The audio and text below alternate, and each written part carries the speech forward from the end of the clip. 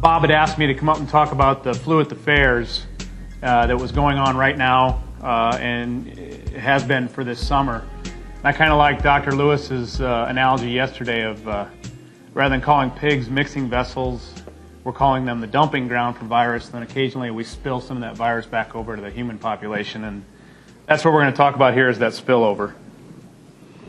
I wanted to first remind you that because of you guys and because of some of the labs like the Minnesota Diagnostic Lab, we have a voluntary surveillance program out there to help us deal with some of these flu issues, to help us be able to maybe predict what some of these flu issues that are going to happen between pigs and humans and what the humans may have coming as far as strains that are coming back to or spilling back over into humans. This program that we have for SIV surveillance also has the objectives of monitoring how flu is changing over time as we go forward. We also want to have a library of isolates that are available for all researchers to be able to access and perform research on. And then we also want to give some payback to the industry in the form of improved diagnostics, improved reagents, and improved vaccines. And I think we're getting to the point now, I'm certainly pushing that we're at the point now where we may have enough information in our library as far as what we have for flu in pigs that we're ready to sit down and talk about improving vaccines and improving the system that will enable us to improve vaccines more quickly than what we have right now.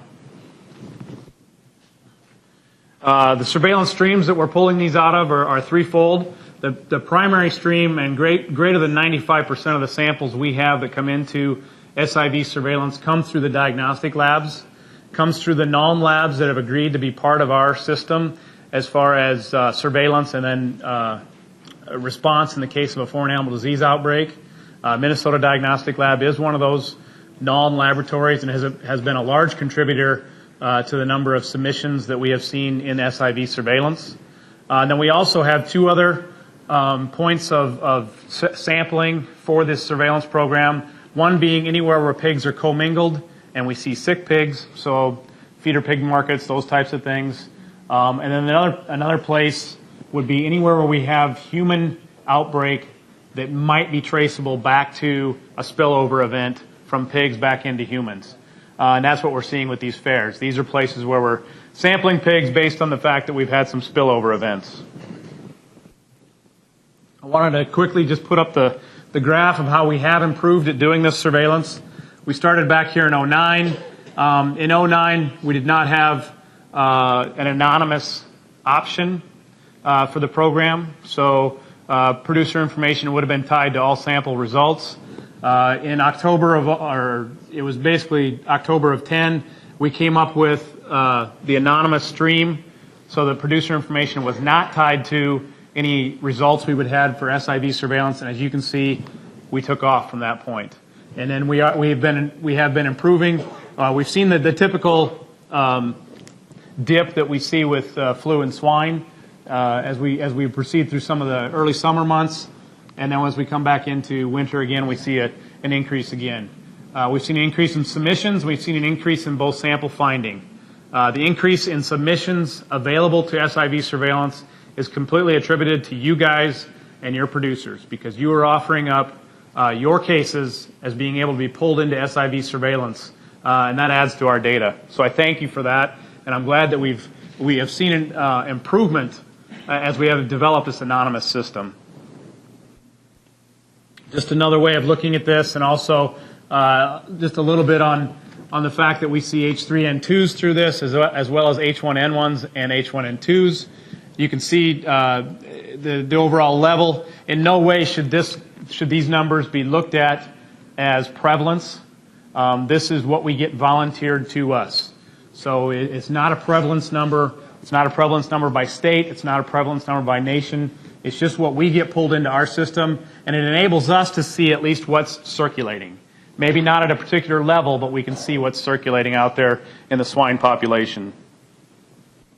And that's that same chart there put on a graph. And as you can see, it's fairly, from month to month, it's fairly equal between H3N2s, H1N2s, and H1N1s that come into our system. So the human infections, let's dive into that. What we had, this started with county fairs in the state of Ohio, and we had outbreaks of what was initially found were humans with H3N2 that looked to be of swine origin as far as the virus. Now, lucky for us as an industry, WHO and others have come up with a new naming scheme. So this time, we did not remake the mistake that we made in '09. And for the most part, it was not called swine flu. It was called H3N2V, that V standing for variant. And what that means is it's a variant that's not usually in humans. So when we talk about this H3N2 in pigs, it's just H3N2 because it's not variant. It's supposed to be in pigs. Okay? So I've seen information on the web and other places where it talks about the V means it's more transmissible, the V means it's more virulent. It doesn't mean any of that. All the H3N2V means is that it's in humans and it's flu that is not normally found in humans. And in this case, it was humans linked through exposures at county. It began with county fairs, and as we moved from the county fair season over into the state fair season, we also saw it connected with several state fairs.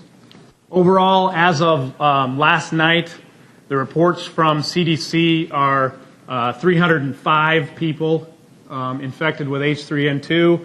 This goes across 10 total states. An overwhelming majority of the people are through exposure at county or county or state fairs. But a caveat here, it's not just going to the fair in most cases. And in most cases, it's not just walking through or going into the swine barn. Most of the people that end up with these infections spend hours and hours, if not days, and maybe in some cases weeks, in the swine barn. A lot of them are exhibitors, children of exhibitors, friends of exhibitors that say, yeah, I stayed in the barn the whole week to help out somebody with showing their pigs. So it looks like it takes a pretty hefty long-term dose in most cases. There have been other cases, though, where it's people that have say, all I did was walk through. In one case I can think of, I didn't go in the swine barn, but I worked at the state fair for the whole 2 weeks, and it was at a bar that was right across the street from the swine barn. But in most cases, it has taken some pretty heavy exposure and long-term exposure in the swine barn. Overall, we've had 16 total hospitalizations of those 305 cases. 15 of those hospitalizations fully recovered. There has been one death. That was in an elderly person, and she had a number of underlying immune issues to begin with as well.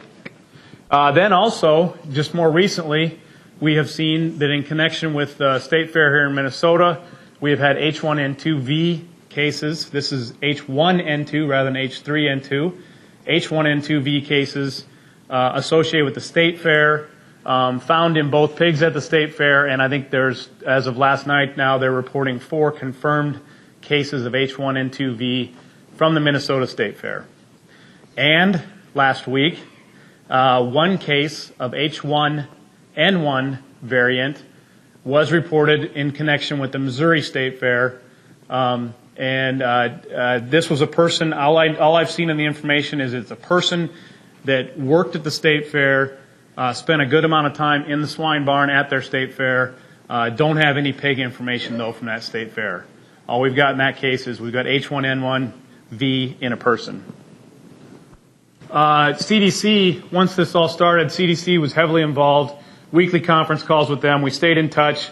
CDC really got interested in, once we showed that in fact it was in pigs at the state or county fairs and also in humans, and it was the same virus in all those cases, what they got interested in was, is there human-to-human transmission? Is this going to move to the human population from human to human? And so they became very focused and honed in on that, and they quizzed each week those public health folks in those states as they had seen any evidence at all of human-to-human transmission.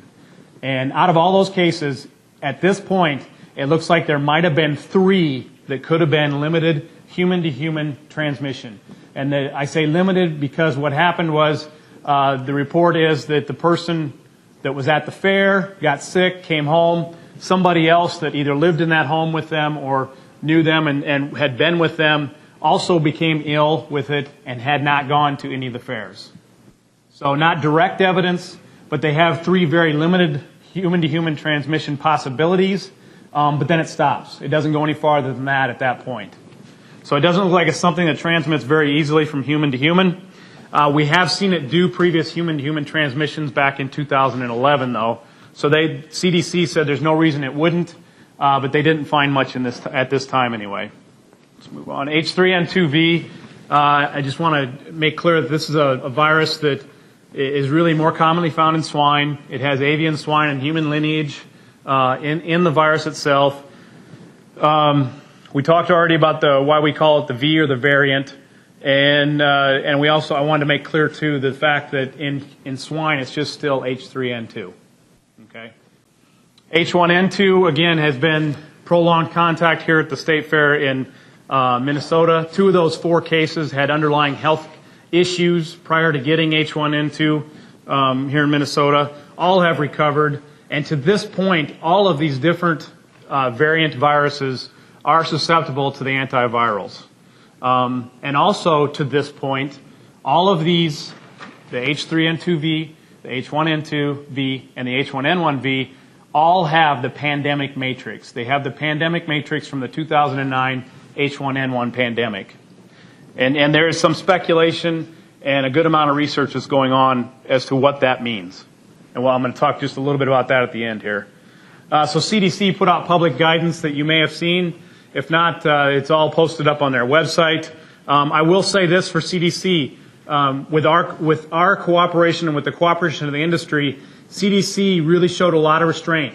They had folks pushing them to go to the extreme of shutting down these shows. And CDC's response to that was, look, there's 50 million people that go to state and county fairs every year. We've got 300 and some, or at that time, 200 and some cases.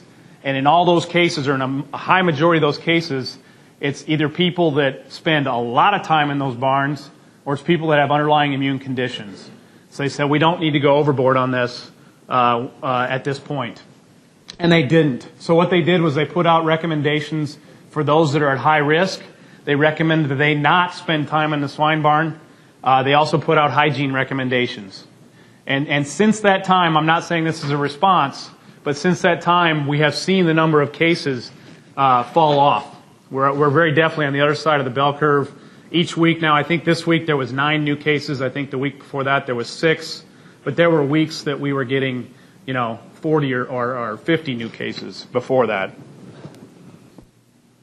Some of the public guidance that's available that CDC put out, both for fair goers, fair organizers, and then also for the 4-H group that does the exhibition of pigs, you can find online. So some of the take-home thoughts from this, remember we found this a little bit last year. We had 12 cases in humans last year of variant connected with fairs. We've got the 305 or so cases this year, plus the 4 H1N2Vs and the 1 H1N1V. But you got to put this into context. We're used to sharing this virus back and forth. And I think, in fact, CDC in the information I've seen that they put out, they talk about the fact that we're looking more heavily for this now, so we're finding it. I think this has probably gone on, this has gone on since fair started, probably. It's just that we're looking more for it now. But we've always shared these viruses. As I said, one commonality between all these viruses is the pandemic matrix. There is some speculation as to whether that confers easier transmissibility to humans and maybe even between humans. The research to this point is not finished on that. I would not say that that is the case at this point, but there is that thought, and in all these cases we've seen the pandemic matrix in all of these cases. And the surveillance in swine will enable us to see some of these things coming down the road, or be able to respond to some of these things coming down the road and assist with public health. So I applaud you for your participation in the surveillance.